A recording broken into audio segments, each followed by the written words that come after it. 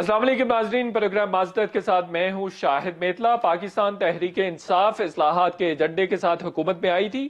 اس مقصد کے لیے سابق گورنر اسٹیٹ بینک ڈاکٹر عشرت حسین کی خدمات حاصل کی گئی تھی، جنہوں نے مختلف شعبوں میں اصلاحات متعارف کروانے کے لیے ڈاکومنٹ بھی تیار کیا اور اس کو کیبنٹ سے اپروو بھی کروایا، لیکن انفارچونیٹلی اس پہ امپلیمنٹیشن نہیں ہو سکی۔ 4-5-6 چیزیں تھیں جو ڈاکٹر صاحب نے پرپوز کی تھی۔ ایک تو سرکاری اداروں کی تعداد انہوں نے کم کرنے کے لیے پرپوز کیا تھا، کوئی 441 ادارے کام کر رہے تھے، انہوں نے کہا 307 ہونے چاہیے۔ پھر ڈیفرنٹ اداروں میں ری اسٹرکچرنگ اور ڈیفرنٹ ریفارمز بھی انہوں نے سجیسٹ کی، اور اسی طرح سے مختلف وزارتوں میں انہوں نے کہا کہ وزارت خزانہ سے فنڈز نہیں آنے چاہیے، بلکہ مختلف جو وزارتیں ہیں ان کو فنڈز ڈائریکٹ دے دیے جائیں۔ اس سے آپ کے گورننس کا ماڈل، گورننس اور جو پرفارمنس ہے وہ امپروو ہو سکے گی۔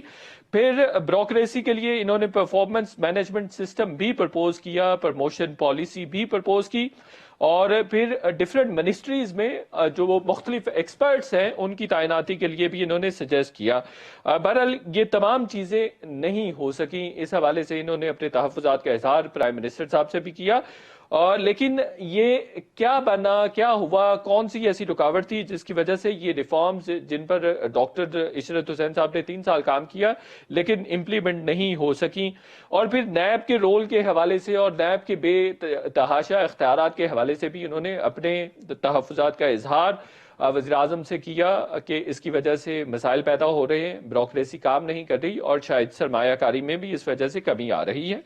سیاسی استحکام معیشت کے لیے کتنا ضروری ہے، اس پر بھی بات کریں گے۔ ابھی 2-3 دن پہلے مشیر خزانہ شوکت ترین صاحب نے کراچی میں ایڈریس کرتے ہوئے یہ کہا کہ معیشت کی بہتری کے لیے اور معیشت کو درپیش چیلنجز کے لیے ڈاکٹر عشرت حسین صاحب کی خدمات حکومت حاصل کر رہی ہے۔ وہ کون سی خدمات ہے جو ابھی ڈاکٹر عشرت حسین صاحب سے لی جا رہی ہیں، یہ انہی کی زبانی جانیں گے۔ ہمارے ساتھ موجود ہیں ڈاکٹر عشرت حسین صاحب، سابق مشیر ہیں سیول ریفارمز پر۔ ڈاکٹر صاحب، آپ کے وقت کا بہت شکریہ۔ آپ نے حکومت کو دوبارہ جوائن کر لیا ہے یا وداؤٹ آفیشیل پوزیشن آپ حکومت کو اسسٹ کر رہے ہیں معیشت کی بہتری کے لیے؟ پہلے تو میں آپ کا شکریہ ادا کرتا ہوں کہ آپ نے مجھے دعوت دی، اور آپ نے جو باتیں کی ہیں وہ میں وضاحت کرنا چاہتا ہوں ایک ایک کر کے۔ پہلے تو یہ ہے کہ میں اکنامک ایڈوائزری کاؤنسل جو ہے وہ منسٹری آف فائنانس نے پرائم منسٹر کی چیئرمین میں بنائی ہے۔ اس میں پرائیویٹ سیکٹر کے لوگ بھی ہیں اور پبلک سیکٹر کے یعنی منسٹرز جو ہیں وہ بھی اس میں شامل ہیں، اور اس کے 12 سے 14 گروپس ہیں جس میں کہ ڈفرینٹ سیکٹرز کے اوپر انہوں نے ڈیلیبریشنز کر کے اپنی ریکمنڈیشنز کی ہیں۔ تو جو شوکت ترین صاحب نے میرا ذکر کیا تھا، میں چیئرمین تھا on the inclusive and sustainable growth group کا۔ اس میں 5 لوگ تھے اور میں اس کا چیئر پرسن تھا۔ یہ کام مجھے دیا گیا تھا جب میں ایڈوائزر تھا، لیکن کیونکہ میرا جو بیک گراؤنڈ ہے وہ اکنامک مینجمنٹ کا اور اکانومسٹ کے طور پہ ہے، تو حکومت نے یہ کہا کہ جیسے دوسرے پرائیویٹ سیکٹر کے ممبرس ہیں اس طرح سے میں بھی کنٹینیو کروں گا میری پرسنل کیپیسٹی میں۔ تو یہ جو رپورٹ جس کا ذکر شوکت ترین صاحب نے اس روز کیا تھا، وہ رپورٹ ہم نے حکومت کو پیش کرتی ہے۔ پرائم منسٹر صاحب نے خود اس میں موجود تھے اور ان کے سامنے ہم نے سفارشات جو ہیں وہ اپنی پیش کر دی ہیں۔ تو یہ ہے اس کا بیک گراؤنڈ۔ میں حکومت جوائن نہیں کر رہا، لیکن اکنامک ایڈوائزری کاؤنسل کا ممبر بدستور میں رہوں گا، کیونکہ میں گورنمنٹ میں نہیں ہوں، اس لیے پرائیویٹ کیپیسٹی میں رہوں گا۔ لیکن آپ حکومت کو ہیلپ آؤٹ کر رہے ہوں گے معیشت کے ریوائول کے لیے، رائٹ سر؟ جی بالکل، یہ صحیح ہے آپ کی بات۔ رائٹ، بالکل ٹھیک ہے۔ آپ ڈاکٹر عشرت حسین صاحب کیا سمجھتے ہیں کہ پاکستان کی معیشت کو کون سے چیلنجز درپیش ہیں کرنٹلی؟ دیکھیں، سب سے بڑا جو ہمارا مسئلہ ہے وہ یہ ہے کہ جب بھی ہماری انکمز بڑھتی ہیں اور پرچیزنگ پاور بڑھتی ہے تو ہماری جو پروڈکشن کیپیسٹی ہے، چاہے آپ وہ ایگریکلچر کو دیکھ لیں چاہے وہ انڈسٹری کو دیکھ لیں، ہم نے ابھی تک جو ہماری ریکوائرمنٹس ہیں وہ پوری طرح سے ہم یہاں پیدا نہیں کر رہے ہیں۔ اب آپ مجھے خود بتائیں کہ یہ ملک جس کا 80% ایریا جو ہے وہ اریگیٹڈ ہے، وہاں پر آپ کو فوڈ امپورٹ کرنا پڑتا ہے، ویٹ امپورٹ کرنی پڑتی ہے، شوگر امپورٹ کرنی پڑتی ہے، پلسز امپورٹ کرنی پڑتی ہیں، ملک پاؤڈر امپورٹ کرنا پڑتا ہے، ویجیٹیبل آئل کرنا پڑتا ہے۔ $10 بلین ہمارے جو ہیں یہ اس کے اوپر چلے جاتے ہیں۔ آپ یہ دیکھیں اگر $10 بلین ہمارے فارمرز کو مل جائیں اور ان کی انکمز کہاں سے کہاں پہنچ جائیں گی اور ہمیں امپورٹ کرنے کی ضرورت نہیں پڑے گی، اور یہ جو کرنٹ اکاؤنٹ کا ڈیفیسٹ ہے یہ بالکل ماڈریٹ ہو جائے گا، بلکہ کم ہو جائے گا۔ تو ایک تو میں آپ کو اس کی مثال دینا چاہتا ہوں۔ دوسری، ہم نے جو انڈسٹریز بنائی ہیں ان کو اتنی زیادہ پروٹیکشن دی ہوئی ہے، ٹیرفز بڑھا دیے ہیں۔ جب میں گورنر تھا اس وقت ہم نے ٹیرف ریٹس کم کر دیے تھے تاکہ عام کنزیومر کو فائدہ ہو سکے۔ آپ اگر زیادہ ٹیرف کریں گے تو جو چیزیں آپ خرید رہے ہیں اس میں آپ کو پرائس زیادہ دینی پڑے گی، اور اس سے انفلیشن بھی بڑھتا ہے، اور جو انفلیشن بڑھ رہا ہے تو پاکستان میں پچھلے 10 سال میں ہم نے 12% یا 14% پہ ٹیرف ریٹ لے آئے تھے، تو وہ اب 20% پہ ہو گیا ہے، کیونکہ ہمارا یہ تھا کہ ایف بی آر جو ہے کسی طرح سے بس ٹیکس جو ہے وہ موبلائز کرے اور کلیکٹ کرے اور ٹارگٹ میٹ کرے۔ ہمیں یہ اندازہ نہیں تھا کہ اس سے ہماری انڈسٹری جو ہے وہ کمپیٹیو نہیں رہے گی، اور انڈسٹری جو ہے وہ پروڈیوس نہیں کرے گی وہ چیزیں جس کی مانگ ہے۔ جب آپ کی ڈومیسٹک کیپیسٹی نہیں ہوتی ہے تو پھر آپ امپورٹس کی طرف چلے جاتے ہیں۔ آپ جب امپورٹس پہ چلے جاتے ہیں تو اس کے بعد ایکسپورٹس جو ہیں، آپ نے 14 سال سے ایکسپورٹس کو بالکل نیگلیکٹ کیا ہوا ہے۔ وہ ایکسپورٹ جو ہماری 25 بلین ہو گئی تھی، اب 15 سال کے بعد، 14 سال کے بعد وہ 25 بلین پہ ہیں۔ بنگلہ دیش کی 12 بلین کی، 10 بلین کی ایکسپورٹس تھیں 2010 میں، آج وہ 40 بلین پہ پہنچ چکے ہیں۔ تو میں تو صرف یہ کہہ رہا ہوں کہ ہم نے جو پروڈکشن کے سیکٹرز ہیں، ایکسپورٹس ہے، ڈومیسٹک انڈسٹری ہے، ہماری فارم سیکٹر ہے، اس کی طرف بالکل توجہ نہیں دی۔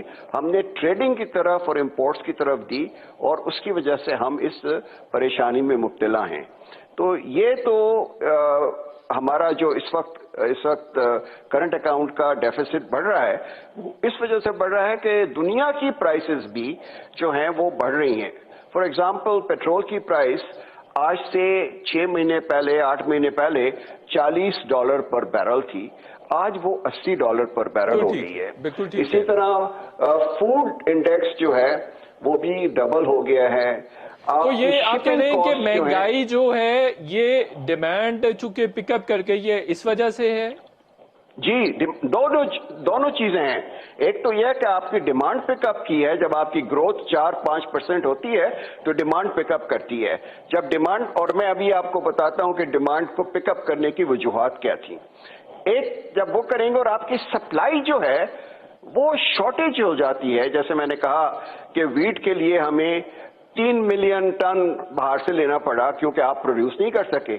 تو جب آپ کی سپلائی کی شارٹیج ہوتی ہے تو آپ کو امپورٹ کرنا پڑتا ہے۔ جب آپ امپورٹ کر رہے ہیں کہ دنیا میں جو پرائسز ہیں وہ ڈبل ہو گئی ہیں، جو گندم ہم پچھلے سال 212 پہ لیتے تھے پر ٹن، وہ آج $385 کا ہو گیا ہے۔ تو اس کا اثر بھی پاکستان کے اوپر ہوتا ہے کیونکہ آپ نے امپورٹ کی ہوئی ہے۔ اب میں آتا ہوں جو آپ نے سوال پوچھا کہ ڈیمانڈ کیسے بڑھی ہے۔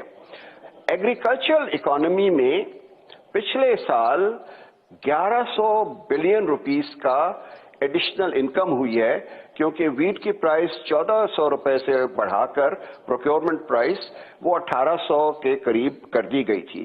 اسی طرح شوگر کین کی پرائس 180 سے 250 تک چلی گئی تھی۔ پھر ریمیٹنسز جو تھیں، آپ کو یاد ہوگا کہ 24 بلین کی ہوتی تھیں، 24 بلین کی ریمیٹنسز پاکستان آتی تھیں، اب وہ ہو گئی تھی 29 بلین کی۔ تو $5 بلین کے برابر کے روپیز جو ہیں وہ اکانومی میں داخل ہوئے ریمیٹنسز کی وجہ سے، اور وہ فیملیز جن کو یہ پیسے ملے उनकी डिमांड जो है परचेजिंग वो पावर भी बढ़ बढ़ गई। बिल्कुल ठीक हो गया सर। आपने अभी बड़ी इंपॉर्टेंट बात की है, और जो 12 नवंबर का आपका आर्टिकल है उसमें भी लिखा हुआ है कि अगर हमारी एक्सपोर्ट सिर्फ टेक्सटाइल बेस्ड होगी तो शायद हम जी। ज्यादा अच्छी एक्सपोर्ट के नंबर हासिल नहीं कर सकेंगे। एक्सपोर्ट के लिए क्या डाइवर्सिफाइड मॉडल होना चाहिए, कैसे बढ़ा आप अगर मेरा सीरीज ऑफ आर्टिकल्स है, अभी न्यूज में पिछले जुमे को आया है मेरा, इनहांसिंग एक्सपोर्ट कंपैरेटिवनेस, और आपने बिल्कुल बजा फरमाया। मैं ये रोना 10 साल तो खैर हो गए हैं मुझे हुकूमत से निकले हुए, जब तक मैं यही हर चेंबर में जाता था और हर बिजनेस एसोसिएशन को कहता था कि खुदा के वास्ते दुनिया की एक्सपोर्ट्स जो हैं वो जा रही हैं इंजीनियरिंग गुड्स पे, कंज्यूमर इलेक्ट्रॉनिक्स पर, सेमीकंडक्टर्स पर। हम अभी तक उसी लकीर के फकीर हैं को टेक्सटाइल और एपरल जो है वो तो इस वक्त सन सेट इंडस्ट्री है, हमें सनराइज इंडस्ट्री में इन्वेस्ट करना चाहिए, उसकी एक्सपोर्ट्स जो हैं वो बढ़ेंगी। तो अब आप ये देखें कि 1990 में भी 60% हमारी एक्सपोर्ट्स जो थी वो टेक्सटाइल्स की थी, और आज भी 60% एक्सपोर्ट्स जो हैं वो टेक्सटाइल की हैं। उसके साथ कुछ आप राइस पे तो प्रॉब्लम कहाँ है सर? फिर प्राइवेट सेक्टर भी तो कंट्रीब्यूट नहीं कर रहा। 80% तो अदरवाइज भी जीडीपी का इन्हिसार प्राइवेट सेक्टर पर है सर। ये शाहिद साहब, ये मेरा आर्टिकल का जो अगर आपको मौका मिले तो जंग ने भी उसको छापा है उर्दू में भी, उसका सारा थ्रस्ट ये है कि एक्सपोर्ट वाले सिर्फ अपनी लॉबी करके गवर्नमेंट से कंसेशंस ले लेते हैं और गवर्नमेंट को ब्लेम करते हैं, लेकिन कंपटीशन जो होता है वो मुल्कों में नहीं होता, वो कंपनीज में होता है, फर्म्स के मुतालिक होता है। अगर आपकी फर्म की जो प्रोडक्टिविटी है वो चाइना के मुकाबले में 30% है, तो आप मुझे बताइए कि आप कैसे compete कर सकेंगे। तो मेरा पूरा जो थ्रस्ट है वो यही है। अब आप ये देखें कि चाइना हमारा सबसे अच्छा दोस्त है, वो दुनिया का नंबर 1 एक्सपोर्टिंग कंट्री है इस वक्त, उसकी 2.4 ट्रिलियन की इस वक्त एक्सपोर्ट्स हैं। उन्होंने हमें ऑफर किया कि जनाब आप 1 बिलियन की एक्सपोर्ट्स करें, हम फिर 2 बिलियन आपको देंगे।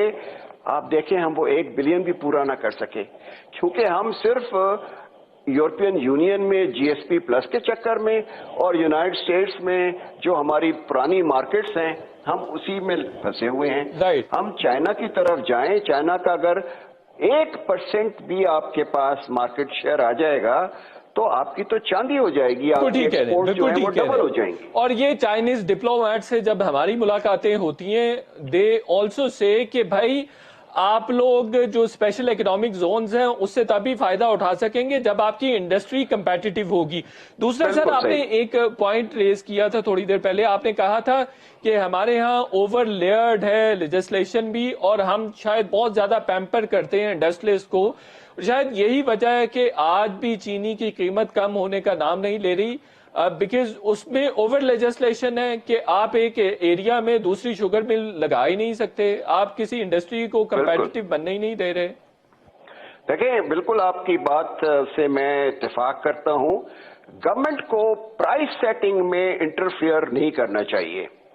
देखिए, प्राइस सेटिंग जो है वो मार्केट के प्लेयर्स compete करके एक दूसरे से वो कर सकते हैं, लेकिन अगर मार्केट में कोलूशन हो रहा है, कार्टेलाइजेशन हो रहा है, मिसयूज ऑफ अथॉरिटी हो रहा है, तो फिर हमारा काम है कंपटीशन कमीशन का कि उनके खिलाफ एक्शन लें। नहीं तो आपने कंपेटिटिव कमीशन के लिए रिफॉर्म्स नहीं प्रपोज की थी, या जो ये इंडस्ट्री में कार्टेलाइजेशन है इसको आपने ब्रेक करने के लिए कुछ प्रपोज नहीं किया था? बिल्कुल, कंपटीशन कमीशन को हमने पूरा रिवाइटलाइज किया, उसके नए चेयरपर्सन लेके आए, बड़े काबिल लोग जो हैं उसके मेंबर्स हैं इस वक्त।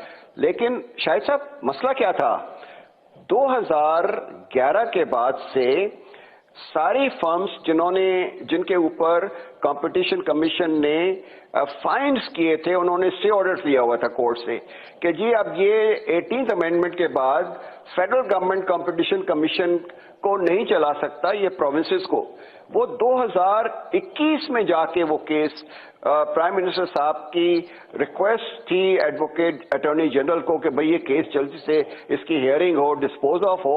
उसके बाद जो है वो उन्होंने उसकी जो पुराना रोल था कानून के मुताबिक वो रिस्टोर किया, लेकिन उसके बाद फिर शुगर वालों ने जाके स्टे ऑर्डर ले लिया है कोर्ट से। अच्छा, एक कोर्ट से स्टे ऑर्डर नहीं होता है, वो पिशावर हाई कोर्ट से भी होता है, सिंध हाई कोर्ट से भी होता है, इस्लामाबाद हाई कोर्ट से होता है। तो कंपटीशन कमीशन किस तरह से इस हालात में काम कर सकता है? बिल्कुल ठीक है, ठीक है सर। ये अभी शरह सूद बढ़ाई गई है 1.5% के करीब। आप समझते हैं इससे करंट अकाउंट डेफिसिट भी कम हो सकेगा और महंगाई भी कंट्रोल हो सकेगी? हमें यही स्टेट बैंक की तरफ से बताया जा रहा है। ये ठीक है? बिल्कुल सही कह रहे हैं आप। जो इंटरेस्ट रेट होता है वो जब बढ़ता है तो एक्सचेंज रेट मॉडरेट हो जाता है, वरना क्योंकि लोगों के पास रुपीस की परचेसिंग पावर ज्यादा होती है, वो डॉलर की तरफ चले जाते हैं। लेकिन जब आप इंटरेस्ट रेट बढ़ाते हैं तो उसकी कॉस्ट जो है डॉलर एक्विजिशन की वो बढ़ जाती है। इसलिए हमेशा यही हुआ है कि जब आप इंटरेस्ट रेट बढ़ाते हैं तो एक्सचेंज रेट जो है आपका वो स्टेबल हो जाता है। ये एक मैं समझता हूं कि उसूल है इकोनॉमिक्स का कि इन दोनों का आपस में रब्त है। डॉक्टर ऋषभ साहब, छोटा सा ब्रेक लेना है और ब्रेक के बाद गुफ्तगू का सिलसिला जारी रखेंगे।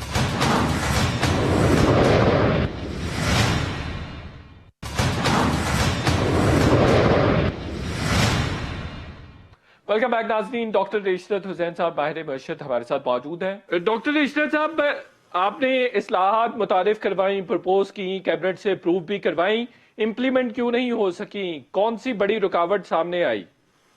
नहीं, देखें, इसको मैं जरा वजाहत कर दूं। हमने 4 किस्म की इस्लाहात की रिकमेंडेशंस की थी। पहले टास्क फोर्स बनी, उसके बाद एक कैबिनेट ने कमेटी बनाई और उसके बाद कैबिनेट ने अप्रूव किया।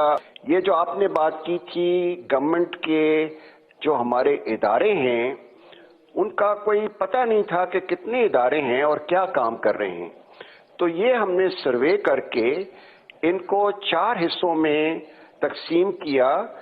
कौन से इदारे हुकूमत खुद रखेगी, कौन से इदारे जो हैं वो हम लिक्विडेट कर देंगे, वाइंड अप कर देंगे, कुछ इदारे ऐसे हैं जो कि मर्ज हो जाएंगे, कुछ इदारे ऐसे हैं जो प्राइवेटाइज हो जाएंगे। ये काम 1.5 साल तक होता रहा है। कैबिनेट कमेटी ने इसको किया है और ये पाए तकमील तक पहुंच गया है। कहां रुकावट आ रही है? वो आ रही है प्राइवेटाइजेशन पर। प्राइवेटाइजेशन कमीशन का अपना एक तरीक़ाकार है, वो तरीक़ाकार बहुत लंबा है। उसके लिए पहले आप फाइनेंशियल एडवाइजर्स के लिए बिडिंग करेंगे, फाइनेंशियल एडवाइजर्स आएगा, वो पूरा तरीक़ाकार अपना इस्तेमाल करके 6 महीने में 8 महीने में प्रोस्पेक्टस तैयार करेगा, उसके बाद फिर बिडिंग होगी। तो ये एक लंबा तरीका है और प्राइवेटाइजेशन में काफी रुकावटें आ रही हैं, तो ये मैं आपको बताना चाह रहा था। नहीं तो जो ब्यूरोक्रेसी के हवाले से आपने रिफॉर्म्स प्रपोज की थी उस पर भी इम्प्लीमेंट कहीं नजर नहीं आया? हमें तो यही बताया जाता है कि ब्यूरोक्रेसी सबसे बड़ी रुकावट रही है आपके काम में। नहीं, बात सुने आप। देखें, जो हकीकत है वो बयान करनी चाहिए, मफरूजात पर हमें नहीं आना चाहिए। 2 रिफॉर्म्स जो हैं, प्रमोशन के नई पॉलिसी जो है वो इम्प्लीमेंट हो चुकी है। अब सीनियरिटी की बेसिस पर लोगों को 20 ग्रेड से 21 में प्रमोट नहीं किया जाता या 21 में 22 का नहीं किया जाता। अब उनको उनकी परफॉर्मेंस के ऊपर, उनकी ट्रेनिंग इंस्टीट्यूशंस में जो रिपोर्ट आई हैं और 15 लोगों का बोर्ड बैठता है, वो उनका पूरा करियर देखता है और ये उसकी बेसिस पर उनकी प्रमोशंस होती हैं। और बहुत सारे लोग जो सीनियर हैं वो सुपरसीड हो गए हैं और वो कोर्ट में गए, इस्लामाबाद हाई कोर्ट में, اور اطہر من اللہ صاحب کا بڑا زبردست ایک ججمنٹ ہے کہ promotion is not right of the civil servant, اور یہ اگر پروسیس جو ہے ڈیو پروسیس ٹھیک ہوا ہے تو حکومت کو پورا اختیار ہے کہ وہ لوگوں کو سپرسیڈ کر سکتی ہے اور جو اہل لوگ ہیں ان کو پروموٹ کر سکتی ہے. تو یہ تو ہو رہا ہے، یہ امپلیمنٹ ہو چکا ہے، اور بہت سارے لوگ جو ہیں وہ اس وقت نالا اس وجہ سے ہیں کہ وہ پروموٹ نہیں ہو سکے ہیں. اس کے ساتھ جو دوسرا تھا وہ ڈائریکٹری ریٹائرمنٹ کا تھا. ڈائریکٹری ریٹائرمنٹ میں یہ ہے کہ 20 سال کی جس کی سروس ہو چکی ہے، اگر اس کی رپورٹس اچھی نہیں ہیں اور وہ سپرسیڈ ہو چکا ہے تو حکومت جو ہے وہ اس کو وہاں سے فارغ کر سکتی ہے، تاکہ یہ ڈیڈ وڈ جو سارا جمع ہو گیا ہے، جو نااہل ہیں، جو کام نہیں کر رہے ہیں، ان کو وہاں سے ہٹا دیا جائے. یہ بھی چیلنج ہوا اسلام آباد ہائی کورٹ میں، اور اسلام آباد ہائی کورٹ نے اس کو بھی اپہولڈ کیا اور کہا کہ جو ریٹائرمنٹ ہے آفٹر 20 ایئرس یہ رائٹ نہیں ہے سول سرونٹ کا، اور حکومت کو پورا اختیار ہے کہ جس کو چاہے اگر وہ due process of law follow کرتا ہے تو یہ آپ کو اختیار ہے حکومت کو کہ وہ اس میں لوگوں کو ریٹائر کر سکتی ہے، اور judiciary has no right to interfere in that process. Doctor Ishrat صاحب، یہ اسٹیٹ اونڈ انٹرپرائزز میں اربوں روپے ہر سال جھونکے جاتے ہیں، ہماری معیشت پر بہت بڑا بوجھ نہیں ہے؟ دیکھیں، اس میں نے جیسے کہا کہ اسٹیل مل کا سب سے بڑا پرابلم تھا کہ اسٹیل مل 2015 سے بند تھا، لیکن وہاں لوگ جو تھے ان کو حکومت پچھلے 6 سال سے ہر مہینے تنخواہ دے رہی تھی، الاؤنسز بھی دے رہی تھی، سب کچھ دے رہی تھی. تو جو پروسپیکٹیو بائرز تھے وہ کہتے تھے جی ہم نے تو ان کو نہیں استعمال کرنا ہے، ہم تو ان لوگوں کو جو کمپیٹنٹ ہیں، جو ٹیکنیکلی کوالیفائڈ ہیں، جو اسکلڈ ہیں، ان کو لے کے آنا ہے. تو اس کے لیے ہم سپریم کورٹ پہ گئے اور سپریم کورٹ نے ہمارے حق میں فیصلہ کر دیا کہ آپ ان کو گولڈن ہینڈ شیک دے کر فارغ کر سکتے ہیں. اب وہ فارغ ہو گئے ہیں، اب بڈنگ ہو رہی ہے اور کافی جو ہے لوگوں کا انٹرسٹ ہے، چائنا سے بھی انٹرسٹ ہے، رشیا سے بھی انٹرسٹ ہے. تو انشاءاللہ اسٹیل مل کو اسٹیل مل تو ایک ادارہ ہے نا، باقی بھی تو بہت سارے ادارے ہیں جن میں ہم ہر سال 1400-1500 ارب روپے جھونک رہے ہیں. ہماری معیشت پر یہ بوجھ نہیں ہے؟ اتنا نہیں ہے، 1400-1500 نہیں ہے. پچھلے سال 2018 میں 143 ارب کا کیومولیٹیو لاس ہوا تھا. تو یہ جو 1400-1500 ارب کی بات ہے یہ غلط ہے.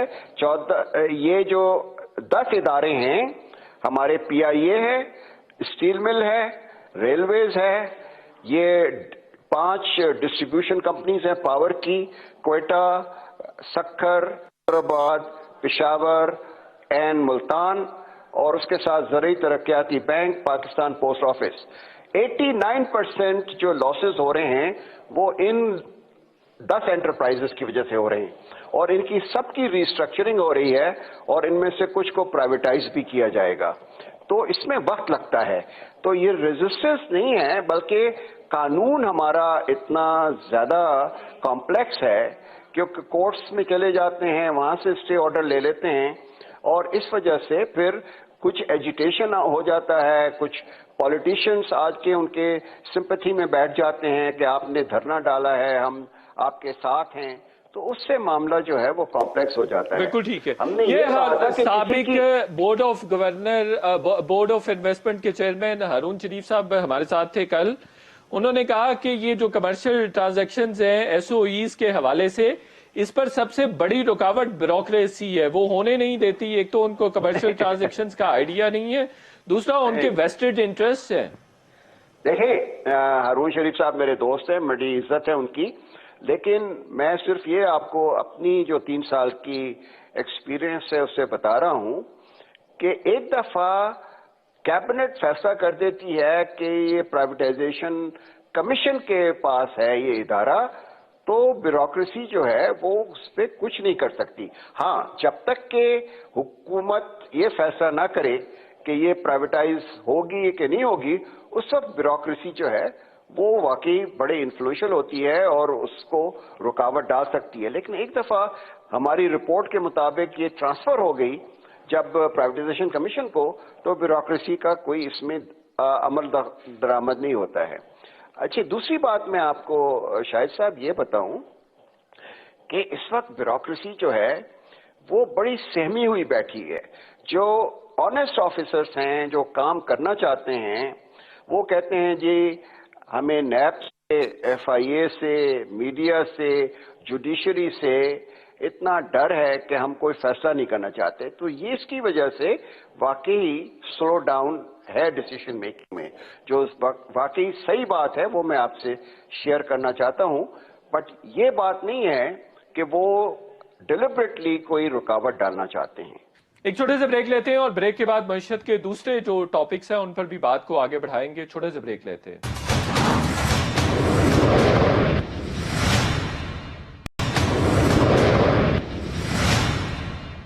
ویلکم بیک ناظرین۔ نیب کے حوالے سے ابھی آپ نے خود بھی بات کی، آپ نے وزیراعظم کے سامنے بھی تحفظات کا اظہار کیا کہ نیب کی وجہ سے ایک تو بیوروکریسی کام نہیں کر رہی اور سرمایہ کاری بھی متاثر ہو رہی ہے۔ جی میں نے کہا، اور اس کے بعد نیب کا آرڈیننس آیا، آپ کو یاد ہوگا 2020 میں پریزیڈنٹ صاحب نے ایک آرڈیننس ڈالا، اس میں کہا کہ misuse of authority without any pecuniary benefits for the officer, his family, his relatives or his friends is not cognizable by NAB۔ اور یہ ایک بہت بڑا قدم تھا، لیکن وہ آرڈیننس آپ کو پتا ہے کہ 4 مہینے میں لیپس ہو جاتا ہے۔ اب یہ نیب کا قانون پھر پارلیمنٹ میں ہوا، اور آپ کو پتا ہے کہ پارلیمنٹ میں یہ سارا جو چکر ہو رہا تھا اس کی وجہ سے اس کی ڈیلے ہوئی ہے۔ تو میرا خیال ہے کہ یہ جو اب 33 pieces of legislation joint session میں پارلیمنٹ نے پاس کی ہیں، اس میں میرا خیال ہے کہ نیب کا آرڈیننس بھی ہوگا، لیکن مجھے اس کی کنفرمیشن نہیں ہے۔ تو نیب کی وجہ سے ہمارے ملک کی معیشت خراب ہوئی ہے، بگڑی ہے۔ جی بالکل آپ کی بات صحیح ہے کہ لوگ جو ہیں وہ ڈر جاتے ہیں کہ ہم اپنا پیسہ بھی لگائیں، اور کل جو ہے کسی جینوئن بات پر، یہ نہیں کہ ہمارا کوئی میل فیزنس ہے، بلکہ ہمیں جینوئن بات پر کل ہمیں نیب میں بلا لیا جائے اور ہماری پراپرٹی کانفسکیٹ کر دی جائے، تو اس کی وجہ سے واقعی تھوڑی ہیسیٹیشن ہوتی ہے انویسٹر کو۔ اور یہ کورٹس کا بھی ان کو ڈر ہے کہ کورٹس بھی جو ہیں وہ سو موٹو ایکشن لے لیتے ہیں، جیسے ریتوڈیک میں ہوا، جیسے اسٹیل مل میں ہوا، وہاں پہ بھی انہوں نے ان کے کیسز جو تھے وہ ان کے مالکان کے خلاف دیے۔ اگر آپ یہ اندازہ لگائیں کہ ریتوڈیک جو ہے وہ اتنا بڑا کاپر کا اور گولڈ کا ڈپازٹ ہے، آج اس سے ہماری ایکسپورٹس کہاں سے کہاں پہنچتی، اور فورن انویسٹر تھے وہ اپنا پیسہ لگا رہے تھے، تو ملک کی امیج بھی خراب ہوتی ہے، اور جو ہماری ایکسپورٹس بڑھ سکتی تھی، جیسے آپ فرما رہے تھے کہ ایکسپورٹس کو ہم کیسے ڈائیورسفائی کر سکتے ہیں، تو یہ جو کاپر مائنز تھیں یہ تو ایک ہی بلاک ہوا تھا، اس میں تو کافی بلاک ہیں چاگی میں اور مشکی کے ڈسٹرکٹ میں، لیکن سپریم کورٹ نے اس پہ انڈیولی سوموٹو نوٹس لے لیا تھا افتخار چودھری صاحب کی وجہ سے، وہ انٹرنیشنل کورٹ آف جسٹس میں کیس بھی چلا گیا۔ بالکل ٹھیک ہے، کورٹس کو بھی اپنے جو جورسڈکشن ہے اس کا جائزہ لینے چاہیے، اور اس طرح کی کمرشل جو ٹرانزیکشنز ہیں اس میں خام خواہ ٹانگ نہیں اڑانی چاہیے۔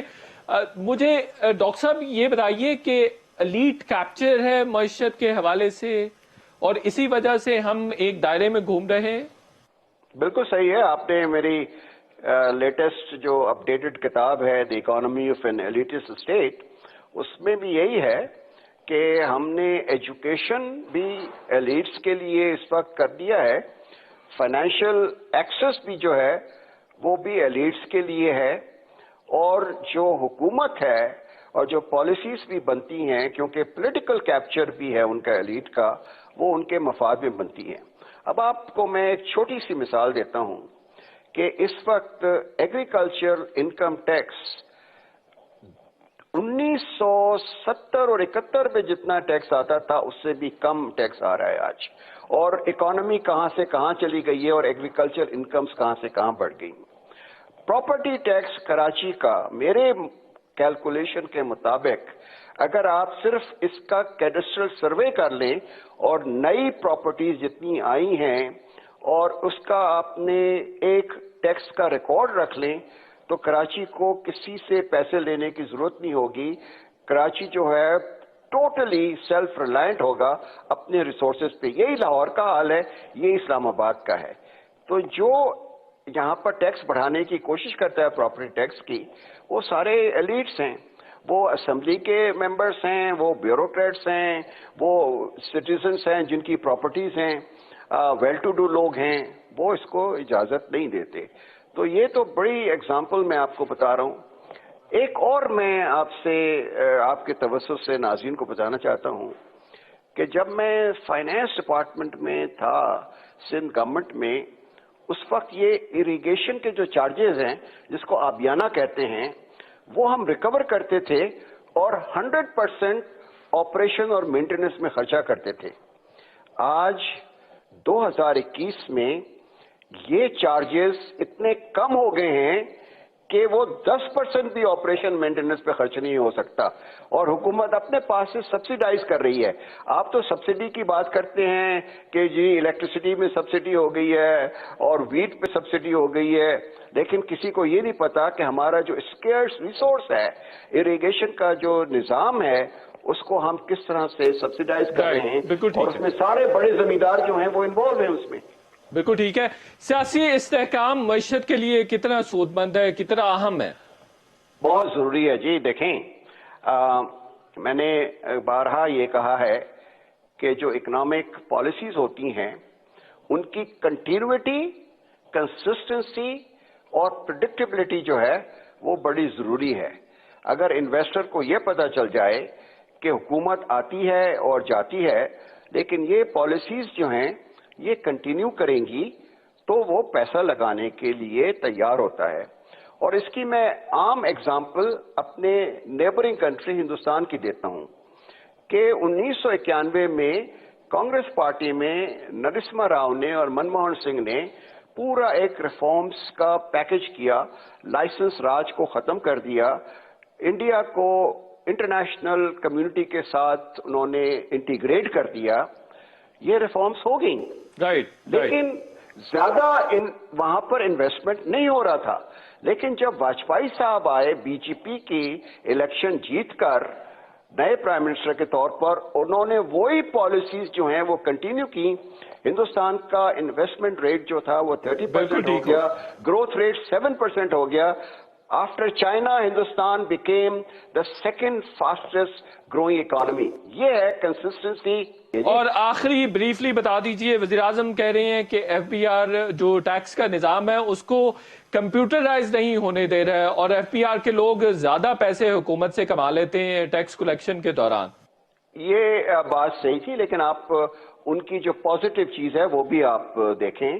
ہم ایک بڑا اچھا پاکستانی جو ایچ ایس بی سی میں لندن میں کام کرتے تھے ان کو لے کے آئے ہیں یہاں چیف انفارمیشن ٹیکنالوجی آفیسر, اور انہوں نے آٹومیشن کا نظام شروع کر دیا ہے اور کافی کام ہو چکا ہے. ڈیٹا بیسز بن گئی ہیں, اور آپ کو یاد ہوگا کہ ایکسپورٹرز جو تھے وہ روتے رہتے تھے کہ ہمیں ریفنڈز نہیں ملتے ہیں ٹائم پر, ہمیں پیسے دینے پڑتے ہیں ایف بی آر کے لوگوں کو. آج جو فاسٹر ہے, جو کمپیوٹرائز پروگرام ہے, اس میں آپ کو کوئی ہیومن انٹریکشن نہیں ہے. ایون چیک بھی آپ کو لینے کے لیے ایف بی آر نہیں جانا پڑتا, وہ آپ کے بینک اکاؤنٹ میں ڈائریکٹلی چلا جاتا ہے. تو ساری کرپشن بھی ختم ہو گئی ہے اور وہ 72 آورز میں آپ کو پیسے بھی مل جاتے ہیں. ڈاکٹر اشرت حسین صاحب, آپ کے وقت کا بہت بہت شکریہ. شو کا وقت ختم ہو گیا, انشاءاللہ نیکسٹ ویک پھر آپ سے ملاقات ہوگی. تب تک کے لیے اجازت, اللہ حافظ.